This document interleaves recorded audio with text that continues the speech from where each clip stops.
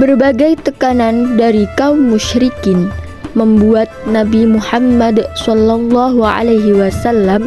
dan para pengikutnya sangat tersiksa, sehingga mereka membutuhkan tempat perkumpulan yang rahasia. Pada pertengahan tahun keempat kenabian, seorang pemuda bernama Al-Arqam bin Abi Al-Arqam menawarkan rumahnya kepada Nabi untuk dijadikan tempat dakwah beliau, yang kemudian dikenal dengan sebutan Darul Arqam. Kaum kafir Quraisy tidak kehabisan akal dalam menghalangi dakwah Nabi Muhammad SAW. Berkat perlindungan dari Abu Thalib, mereka tidak berani mengusik Nabi.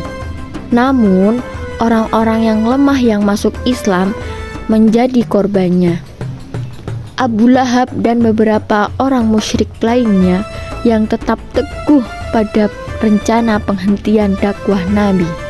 Nabi Muhammad SAW pertama kali menyampaikan ajaran Islam dalam bentuk majlis yang dilaksanakan di rumah Al-Arqam Ibnu Abdul Manaf. Di rumah tersebut, para sahabat dengan tekun mengikuti pelajaran-pelajaran dari Rasulullah SAW sambil duduk melingkar. Suatu riwayat menyebutkan bahwa Anas radhiyallahu anhu menceritakan bahwa bila mereka selesai sholat subuh, para sahabat duduk melingkar untuk membaca Al-Quran dan belajar segala hukum wajib dan sunnah. Pengembangan lembaga pendidikan Islam alternatif lainnya adalah masjid. Masjid digunakan sebagai institusi pendidikan dimulai kunjungan Rasulullah SAW di Madinah. Rasulullah menjadi masjid sebagai sarana pendidikan dan pengajaran Islam.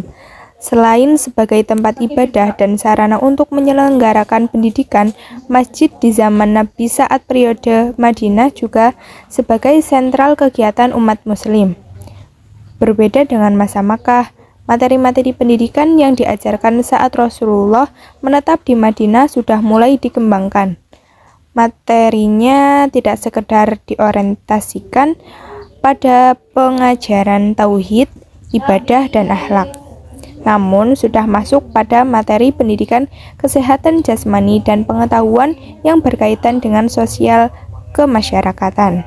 Kurang lebih 3 tahun lamanya, Rasulullah SAW dan para sahabat menggunakan rumah Arqam sebagai tempat beribadah, diskusi tentang Islam, serta strategi dakwah. Jumlah orang yang masuk Islam semakin meningkat. Kepiawaian Nabi dalam berdakwah yang membuat hati mereka condong kepada Islam. Setiap orang yang berbicara dengan Nabi merasa bahagia dan tenang. Demikianlah akhir kisah Darul Arqam, markas dakwah pertama umat Islam.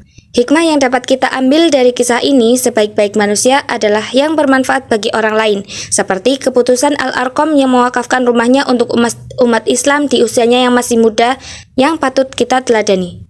Wallahu a'lam bishawab.